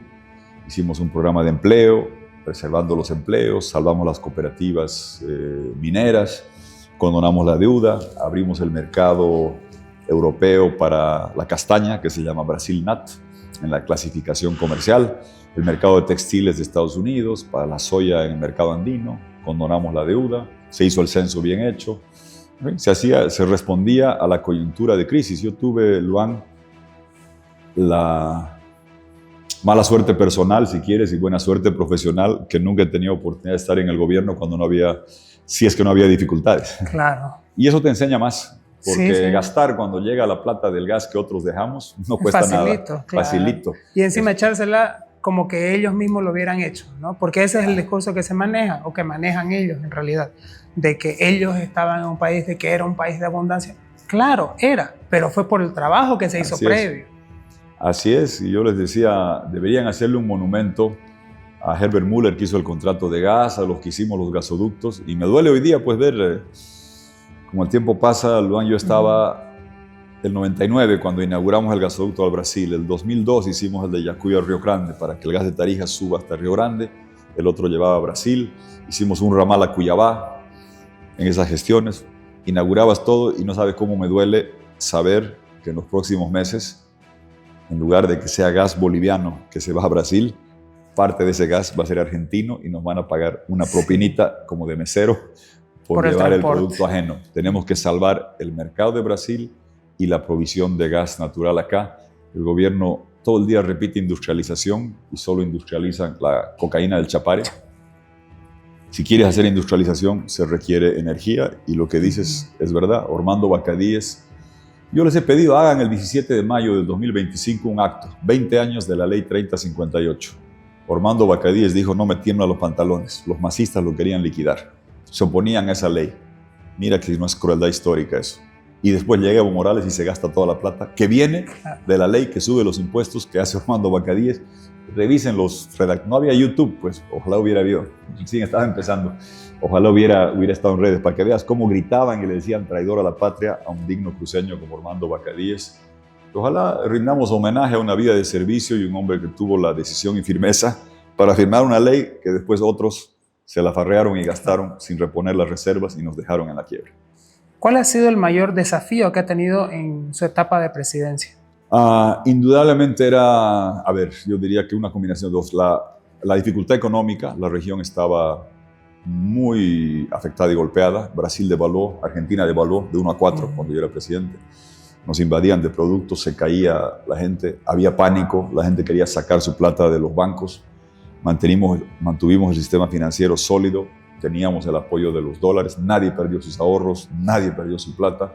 En un momento donde en Argentina había corralitos, gente que perdió sus ahorros, en Uruguay había default, había muchas dificultades, y sacar a Bolivia indemne de eso fue significativo. Y mientras tanto, había un desafío que era enormemente significativo. Había que hacer el gasoducto paralelo que se llama de Yacuy a Río Grande. Sin eso el gas no llegaba. Se lo hizo con inversión privada. Un buen amigo cruceño, Carlos Kemp Bruno, lo hicimos en 8 meses. Y terminar la condonación de la deuda, que había que hacerla. Alguna gente te decía, no, el Fondo Monetario, el Banco Mundial, dicen que haga el impuestazo. Le dije, no. Gente que trabajaba en organismos decía, no, vamos a presentar ese programa, pero los directores europeos presionan por un sistema progresivo. Le dije, bueno, al directorio voy a ir yo. Eso no se puede, me dice. ¿Por qué no? Si es mi país, mi programa. ¿Por qué no voy a explicar? Yo tengo los cuadros y yo voy a explicar. Y que me lo digan a mí y yo discuto. Ay, caramba, bueno. Me fui, hicimos. No hubo ninguna de esas condiciones porque mostramos que un impuestazo a la clase media era regresivo en un momento donde estábamos haciendo condonación de la deuda. Creo que lograr sobrellevar esa crisis, hacer el gas, abrir los mercados para los textiles que se perdieron, condonando la deuda, haciendo el censo, digamos, era una coyuntura muy compleja. Había que balancear muchas cosas y mantener la estabilidad financiera, pero había un grupo de gente competente, un equipo muy bueno que hacía el trabajo, que respondía y que supo mostrar que se podía sobrellevar las adversidades. En el momento en que usted entra como presidente y ve a sus contrapartes también, y ve el surgimiento del movimiento cocalero y de Evo Morales, ¿nunca pensaron en la potencia en la que se iban a convertir o ya lo podían haber estado como que tanteando? Había movimientos de protesta de Felipe Quispe, que en paz descanse, en la parte del altiplano, que eran más representativos de la pobreza rural. El movimiento del Chapare era más de la coca que se destinaba a la cocaína. Yo de presidente puse 4,000 soldados y militares, nunca me tomaron ni un minuto de bloqueo. Fuimos preventivos y además cortábamos la coca alrededor, no sabían si cuidar su coca o bloquear la carretera, se garantizó el libre tránsito, sabíamos lo que enfrentábamos. Yo sabía que venía don Hugo Chávez. Don Hugo Chávez empieza a financiar un movimiento bolivariano, no era con el señor Morales. Evo Morales tenía cierto predicamento, pero quizá el líder más representativo era Felipe Quispe. Lo que sucede, y hoy día quizás lo vemos con otros ojos, un episodio célebre de la política boliviana que hasta está en películas con Sandra Bullock, de la elección 2002, del Rochazo, el embajador americano que dice nuevo. Justamente se le iba a consultar después. Sí, claro, pensábamos que fue un grosero error diplomático, una torpeza de un desubicado y demás. Eso pensábamos ese rato. Y hasta películas se hicieron de eso. Y ahora resulta que nos enteramos que el sistema cubano, que te he dicho que es muy, muy efectivo, represivo, no económico, había penetrado el gobierno norteamericano al grado tal que su embajador en Bolivia, que había sido antes diplomático en Argentina, que era asesor del Comando Sur en Estados Unidos después, era un agente de Fidel Castro. Comprenderás que se ve diferente ese famoso Rochazo. Correcto. Que es que realmente cambia la historia, porque ahí como que el liderazgo representativo indígena real de Felipe Quispe más bien va bajando y se potencia este otro. Hoy día sabemos que quizás con mucho más que una torpeza y un error, sino algo deliberado, lo que hizo este señor Rocha, que hoy día está preso por ser agente cubano. En ese momento ni idea que teníamos de que era así. Y después, claramente, yo sabía que venía Hugo Chávez. Yo vi el 2002, en las posesiones vienen los presidentes, y ahí Hugo Chávez se conecta con Morales, lo empiezan a llevar a Venezuela, y el resto es historia, porque escogen que ese era su proyecto. Correa en Ecuador, Morales en Bolivia, con una chequera inagotable, y hacen un daño enorme copando el hemisferio, a pesar de todos los esfuerzos que uno puede hacer. Era un proyecto enormemente potente, y además llega el hecho de que del 2004 para adelante la bonanza china de la demanda por soya, por carne, por trigo, por petróleo, por gas, por hierro, por cobre, hace que suban las materias primas en Sudamérica y le llena las alforjas a Lula en Brasil, a los Kirchner en Argentina, a Evo en Bolivia, a Correa en Ecuador. Hicieron un proyecto enormemente potente, irresponsable, insostenible en el largo plazo, y hoy tristemente en Venezuela y Bolivia vemos las consecuencias de esos gobiernos autocráticos en lo político, irresponsables en lo económico, y la petropotencia venezolana hoy día es un país donde cocinan a leña y la cuarta parte de la población se fue escapando. Y en Bolivia se acabó el gas y se acabaron los dólares, y ahí estamos viendo las consecuencias de lo que fue esto que empieza como populismo y deviene en autocracia tiránica e incompetente. Ahora hablando un poco más del panorama actual, ¿qué estrategias creen que son necesarias hoy por hoy para tener una oposición unida, por un lado, y otro, ¿por qué la postulación nuevamente? A ver, yo creo que la clave de tener unidad es saber qué se va a hacer. Hubo unidad con un movimiento cívico muy fuerte en contra del fraude, demostrado por la auditoría que pidió Evo Morales. Yo agradezco siempre a la OEA. Espero que estén aquí el próximo año. Antes, cuando hablabas del desafío de estabilidad, mencionabas un otro desafío en la parte política. Hay esta elección judicial que vamos a ver, no va a servir de nada para reformar la justicia, pero sí va a servir para ver los bolsones de fraude rural, de los candidatos masistas que en ciudades van a sacar un porcentaje esmirriado y vas a ver en zonas rurales un porcentaje gigantesco. Ahí tienes una radiografía, hay que trabajar para depurar el padrón, invitar a las observaciones internacionales y hacer control electoral como los venezolanos si queremos hacer la defensa. Eso en la parte estrictamente electoral. A mí me parece imprescindible, y yo creo en eso, yo no cambio con el viento, decirle la verdad a Bolivia. Tenemos que generar mayoría para salvar la economía, resucitar la democracia, proyectarnos a la Bolivia de la prosperidad con propiedad y libertad. Eso se hace diciéndole a la gente la verdad, no dorándole la píldora. Yo le estoy diciendo la verdad a la gente. No lo ando viene con diciendo, ¿Ah? Lo viene diciendo hace Lo tiempo. vengo diciendo siempre y está bien, así es. Winston Churchill decía, enemigos imbatibles en política, el señor tiempo y las señoras circunstancias. Pues el tiempo y las circunstancias han cambiado, la gente está abriendo los ojos y creo que es importantísimo. Yo escucho gente que dice, júntense y digan, ya, Luan candidato, y después cuando llegue vemos qué hacer. Eso es para que vuelvan, como pasó en Argentina, en Nicaragua, como pasó aquí con la transición. Hay que conseguir un mandato que te dé mayoría para decir a la gente qué vamos a hacer. Para ir al Congreso a decir, así vamos a hacer. Aquí está la nueva ley de hidrocarburos para resucitar el gas. No puedes llegar y decir, yo no sabía que íbamos a tener... No. Hay que decir a la gente eso clarito. Aquí está la revolución agropecuaria para hacer de Bolivia un doble Paraguay, yendo a un sistema de impuestos bajos, con tecnología, con titulación, con propiedad individual. Aquí está la ley. Hay que decir a la gente, así va a ser. Estas son las reformas a la Constitución. Este va a ser el esquema de litio. Aquí está la revolución propietaria para darle a los bolivianos la propiedad individual de los recursos naturales para que seas agente económico activo desde los 18 años. Aquí está el programa de estabilidad. Imagínate que votes, que alguien gane y que diga, aquí está el acuerdo con el Fondo Monetario, los organismos y los bonos verdes para salvar la economía. Yo no sabía que tenía que hacer eso. No. Hay que decir a la gente, claro, la unidad debe generarse en torno a qué hacer y quién tiene la credibilidad, capacidad, firmeza y decisión para plasmar en realidad eso que propongas como programa. ¿Quién tiene la visión, la propuesta, los contactos para entrar a la Bolivia digital? que incursionemos en hacer nubes de datos, centros de inteligencia artificial, minería de Bitcoin, para entrar al mundo de los activos digitales a los que tenemos que entrar. ¿Quién tiene eso para transformar el país? ¿Quién puede llenar el país en las zonas occidentales de tecnología, utilizando y apalancando la potencia que tenemos con el litio? Míralo, con menos de 1% del gas del mundo, fuimos capaces de hacer de Bolivia el corazón energético del Cono Sur. Y hoy día eso se perdió.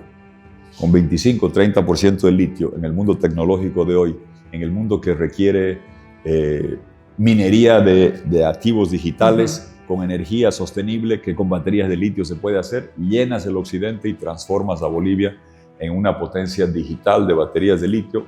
Eso hay que decir a la gente, mostrarle cómo se hace y trabajar el próximo año 2025 para conseguir mandato, no para una persona, para un proyecto, con binomio, con senadores, con senadoras, parlamentarios, y que sepan qué hacer para cambiar radicalmente de rumbo por los próximos 20 o 30 años con una visión de país, donde unos tendrán que empezar, otros seguir. Eso sí, sin caudillismo ni fascismo personalista, de una persona para siempre, como hace Evo Morales, con un proyecto que tenga alternabilidad y regeneración de liderazgos.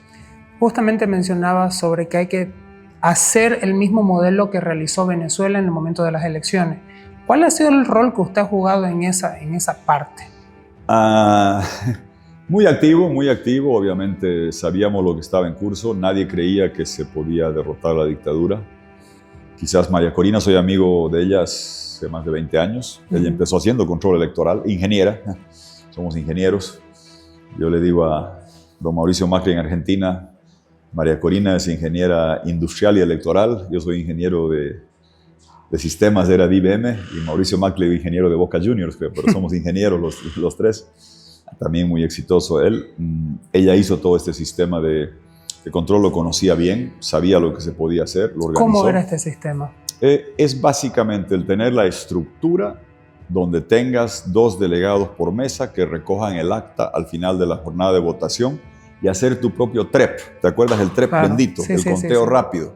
No esperar que lo haga la Corte Electoral, tener tu propio TREP, recopilando tu propio las certificado, actas. digamos, Claro, de que es la válido. propia acta de la votación, porque lo que dice el adagio es, no valen más que los votos, valen las actas. Conseguir la copia de las actas, garantizando que no estén infladas, que no estén rellenadas, las reales, de la votación real, que no se queden hasta las 8 de la noche a rellenar y decir, aquí de 200 votos solo hubo 100 votos.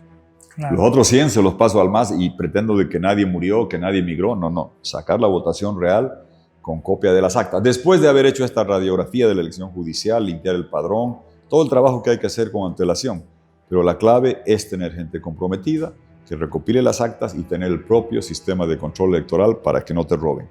Esa movilización heroica y cívica de los 21 días, de cientos de miles de bolivianos, hay que escoger. O queremos movilizarnos otra vez después de que nos roben, o 5% de la gente que salía al Cristo, que salía a Cochabamba, que salía a La Paz, movilizarnos el día de la elección para garantizar que no haya fraude. Ese es el tema central de hacerlo. Es una inversión barata, conozco bien. Yo trabajé con María Corina, con gente de su equipo, los ayudé. Estábamos yendo, como sabes, otra vez a Venezuela. Yo pensaba que me iban a dar la tercera medalla, ¿no? De declararme persona no grata otra vez y botarme del aeropuerto, pero nunca se me ocurrió que es tan torpe y tan bruto este señor Maduro, que desde Panamá, porque llevamos una delegación, yo tengo un poquito más de experiencia, los expresidentes de México, Costa Rica me decían, no te vayas tú de Santa Cruz a Caracas, hay vuelos, no, vayamos a Panamá y vamos todos juntos, pues para entrar juntos. Le diría, hacemos eso, fuimos a Panamá y nunca me habían desavionizado, pues, de un avión. Estábamos en Panamá yendo y por salir el avión despegando y vemos que hay un problema, pues, el avión Panamá-Caracas. Estábamos yendo ahí 4 expresidentes y no, que esto que no. Orden de Venezuela, ese avión con ese señor Quiroga y los otros no puede llegar a Caracas. No. Yo pensaba que podían botarnos del aeropuerto de Caracas. Está bien, ha pasado en Cuba, no hay problema. Pequeña incomodidad, pero había que apoyar a María Corina. Entonces, y ya hablando, el presidente de Panamá empieza a hablar con la expresidenta, nos dice esto, vamos a seguir, vamos a persistir. Y después bajan paran un segundo avión, después un tercer avión que venía de Caracas y venían 3 más y estaba claro de que no iban a dejar, interrumpen el flujo de aviones comerciales entre Panamá y Venezuela. Imagínese. Hasta que no nos bajemos del avión, 2 horas.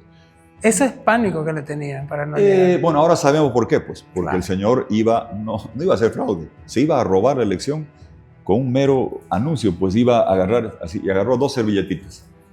Dijo, quiero sacar 51,2 y ganar por 7 puntos. El anuncio, ni siquiera actas, gané.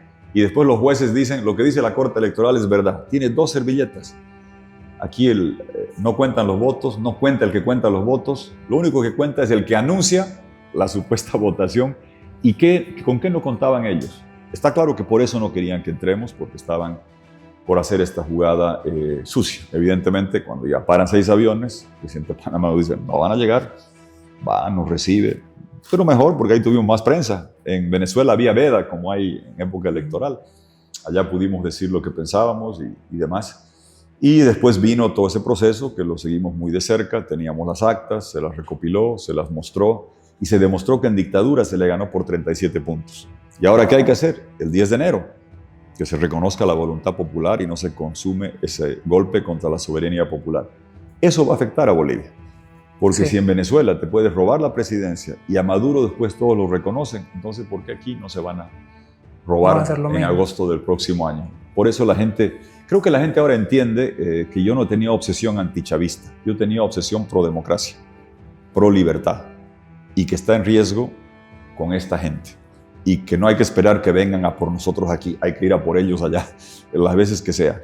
Y en enero vamos a hacer lo que sea para lograr que Edmundo González, presidente electo, retorne a Venezuela, y si es necesario que nos voten otra vez, también lo vamos a hacer, porque es una causa compartida y nos afecta en Bolivia, porque no nos da la gana vivir en dictadura como la venezolana y tenemos que ir allá a apoyar para que no nos repliquen acá la receta y pedir a Unión Europea y Estados Unidos. Estuve 3 días con la gente que está entrando de Trump a decirles esto es lo que hay que hacer, sanciones, licencias petroleras y demás, lo mismo a Europa, para que se respete la voluntad popular en Venezuela. De lo contrario, si aquí te repiten lo mismo, ¿a quién nos vamos a quejar?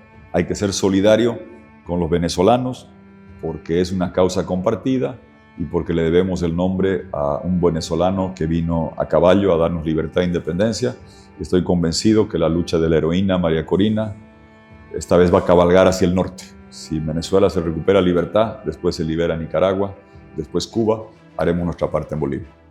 ¿Qué mensaje tiene para Evo y para Arce? Don Evo Morales es un hombre desquiciado, con una angurria de poder sin límite, depravado, pervertido, fraudulento. Una vez le puse el apodo, ¿cómo era? Creo que saco de fraco, saqueador de la economía, cocainero porque protege la cocaína allá, depravado, pervertido, fraudulento y cobarde porque escapa siempre cuando queman las papas.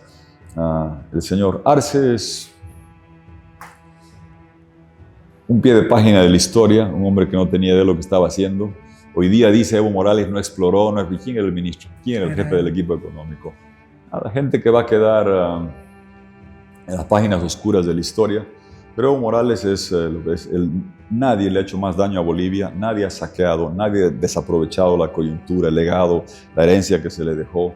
Nadie ha sido tan inmoral, tan antiético como este señor, nadie ha sido tan angurriento, nadie vive de proteger el negocio del narcotráfico, nadie ha legalizado la cocaína como hizo él en marzo del 2017, con la ley 906 ha legalizado la cocaína del Chapare y por eso vienen aquí los Marcets y los PCC y Bermelos. Un hombre que va a ser muy difícil encontrar, no sé si Melgarejo, alguien que le hubiera hecho tanto daño a Bolivia como este señor. Y por último, para terminar, ¿qué mensaje tienen las personas que nos están viendo y para el futuro de Bolivia? Fe y esperanza. Sé que son días difíciles, cuando uno camina por las calles, por los mercados, por las universidades. Hay una angustia colectiva profunda. Nunca he escuchado las palabras, la gente se aferra, hasta lagrimean. Hay que salvar Bolivia, sálvenos, con angustia, con desesperación. La entiendo, la comprendo. Los precios se disparan, no hay diésel, no hay gasolina, no hay dólares. Esto va a ser complicado, pero aguante, como dice la canción, aguante campeón y tire para adelante, que no hay noche que no termine y llega el amanecer,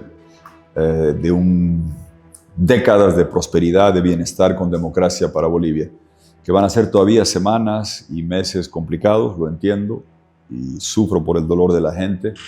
Y no es la gente pudiente, la gente pudiente está bien, tiene cuentas en dólares, se las ingenia, hasta cuando traen los dólares reciben más bolivianos. Es la gente que comercia en Oruro, que comercia en el Alto, que sufre en Potosí, que vive de un salario, que está devaluado. Es la gente que está sufriendo profundamente. Y me duele decir estos meses todavía no se puede hacer, pero viene un futuro diferente. Hemos aguantado 19 años y más, hay que aguantar un poquito más. Aguante, aguante, aguante. Viene una Bolivia totalmente diferente, luminosa, con esperanza, con futuro, damos estabilidad, hacemos batería de litio, entramos al mundo digital, hacemos de Santa Cruz una Paraguay por dos junto con el Beni, competimos en el mundo, abrimos libre comercio, salimos de Mercosur, viene un futuro diferente y luminoso. Hay que aguantar unos meses. Entonces yo a la gente sé que va a ser un fin de año doloroso. Aguante, fuerza y no perdamos la esperanza que después de una larga noche llega el amanecer. Y yo he aprendido creciendo acá que el sol viene del oriente. Y ese sol del oriente, de Santa Cruz, va a trepar los valles, llegar a las cordilleras y va a iluminar décadas de una larga prosperidad con democracia y libertad para Bolivia. Muchas gracias, Tuto. Gracias. Gracias. Gracias.